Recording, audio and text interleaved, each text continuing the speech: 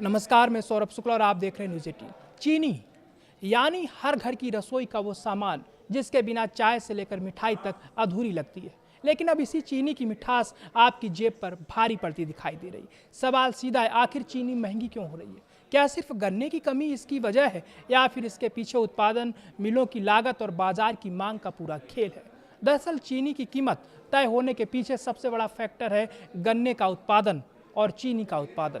अगर गन्ने की पैदावार कमजोर हुई, रिकवरी यानी गन्ने से निकलने वाली चीनी कम हुई और मिलों की लागत बढ़ी तो इसका सीधा असर चीनी के बाजार भाव पर पड़ता है। और यहाँ कहानी सिर्फ खेत तक सीमित नहीं है।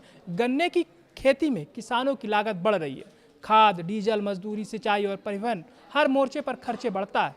इसके बाद गन्ना मिल तक पहुँचता है जहाँ चीनी बनाने की लागत जुड़ती है, यानी उत्पादन की पूरी चेन महंगी हुई तो चीनी की कीमत पर दबाव आना तय है। लेकिन एक और बड़ा कारण है मांग और सप्लाई का अंतर। देश में चीनी की खपत लगातार बड़ी मात्रा में होती है। चाय, मिठाई, बिस्किट, पेय पदार्थ, डेयरी और तमाम खाद्य उद्योग चीनी पर निर्भर है। ऐसे में अगर बाजार में सप्लाई उम्मीद से कम हुई और मांग बनी रही तो कीमतों पर ऊपर जाने का दबाव बनता है।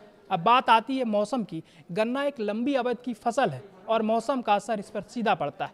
बारिश का पैटर्न बिगड़ा, तापमान में बड़ा बदलाव आया या किसी इलाके में फसल प्रभावित हुई तो आने वाले सीजन में उत्पादन पर असर पड़ सकता है और बाजार भविष्य की संभावित कमी को भी कीमतों में शामिल करना शुरू कर देता है।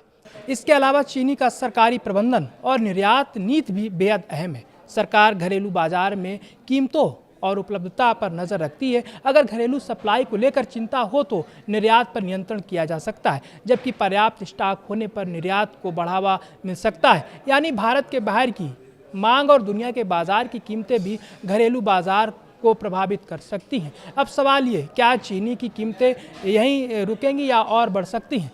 इसका जवाब कई चीज़ों पर निर्भर करेगा। अगली फसल कैसी रहती है, गन्ने से चीनी की रिकवरी कितनी होती है, मिलों के पास कितना स्टॉक बचा है, घरेलू खपत कितनी रहती है और सरकार निर्यात तथा घरेलू बाजार को लेकर क्या फैसला करती है। यानी चीनी के दाम की कहानी सिर्फ दुकानदार की मनमानी नहीं है। इसके पीछे किसान से लेकर चीनी मिल, मौसम से लेकर बाजार, घरेलू मांग से लेकर सरकारी नीति तक कई कड़ियाँ जुड़ी हुई हैं। और सबसे बड़ा सवाल यही है, अगर उत्पादन और सप्लाई पर दबाव बना रहता है तो क्या आने वाले दिनों में आम आदमी की चाय और ज़्यादा महंगी होगी? क्योंकि चीनी की कीमत में छोटा सा उछाल सिर्फ 1 किलो चीनी का हिसाब नहीं बदलता। इसका असर मिठाई, बिस्किट, पेय पदार्थ और रोज़मर्रा के कई खाद्य उत्पादों की कीमत पर भी पड़ सकता है। यानी बात सिर्फ चीनी महंगी होने की नहीं है, बात उस महंगाई की है जो चीनी के साथ आपकी पूरी रसोई में घुस सकती है।